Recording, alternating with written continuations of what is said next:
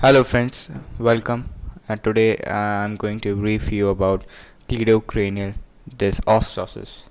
Now, to give you a quick introduction, it is an inherent congenital disorder where there is a delayed ossification of midline structures.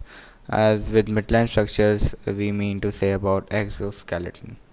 Now, going on to its etiopathogenesis, it's caused by mutation in CBFA1 gene located on short arm of chromosome 6. Actually, it encodes for a transcription factor known as osteoblast differentiation. Now, due to its mutation, that is of CBFA1 gene, it creates condition of CD. Now, going on to its radiological evidences, we can see the chest view of the patient. As we can see clearly, there is hypodevelopment of clavicle. There is no clavicle present, but you may see some very light shadow, that is opacity of clavicle, but this is more or less absent in these patients. Now, it's obviously, having told that it's an autosomal dominant inheritance, it is characterized by incomplete ossification of skeletal structure inclusive of clavicle, as I stated earlier.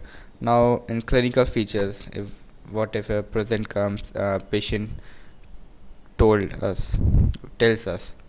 Now, they may present with large head, with large fontanelles, with delayed closure, and there may be supernumerary teeth, broad mandible, excessive mobile shoulders, as you can see the subject here, complete loss of clavicle, and you can easily understand that he can approximate the shoulders clearly, as and one normal can't, and you can see the absent clavicles.